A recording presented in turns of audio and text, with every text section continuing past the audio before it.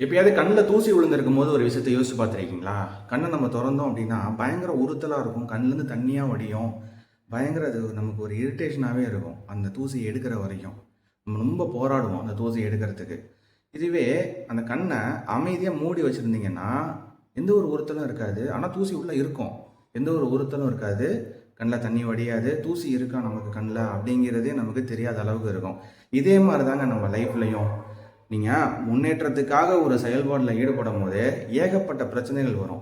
For example, ஒரு மருமக எக்ஸாமுக்கு படிக்கிறா அப்படின்னா மாமியார் மூலியமா, நாத்தனார் மூலியமா, அக்கம் பக்கத்தில் இருக்கிறவங்க ஏற்றி விடுறது மூலியமா அவள் படிச்சுட்டான்னா உன் பேச்சை கேட்க மாட்டா, உன் கண்ட்ரோலில் இருக்க மாட்டா, உன் பையனையும் அவள் வந்து கூட்டிகிட்டு போயிடுவா. அந்த மாதிரி அக்கம் பக்கத்தில் இருக்கிறவங்களாம் கிளப்பி விட்டு ஏகப்பட்ட இன்னல்களை வந்து கொடுப்பாங்க. அதெல்லாம் மனசில் போட்டுக்கிட்டு நீங்கள் அந்த தூசி மாதிரி அதை எடுக்கிறதுக்கு போராடிக்கிட்டே இருந்தீங்க அப்படின்னா நமக்கு தான் இரிட்டேஷன். அதை எப்படி அமைதியாக கண்ணை மூடி வச்சுருந்தா எந்த ஒரு இரிட்டேஷனும் இருக்காதோ அதே மாதிரி தான் காதிலே போட்டுக்காதீங்க. அமைதியாக நீங்கள் ஏதாவது ரியாக்ட் பண்ணுறீங்களான்னு பார்க்குறதுக்காக தான் இந்த மாதிரி பிரச்சனைலாம் வரும். எந்த ஒரு ரியாக்ஷனுமே கொடுக்காம நீங்கள் பாட்டுக்கு அமைதியாக ஒரு நாள் 2 நாள் 3வது நாளும் அதே மாதிரி அமைதியாக இருந்து பழகிட்டீங்கன்னு வச்சுக்கோங்களேன், அவங்க சொல்கிறவங்க சொல்லி பார்த்துட்டு விட்டுருவாங்க. நீங்கள் உங்களோட பாதையில் போயிட்டே இருக்கலாம்.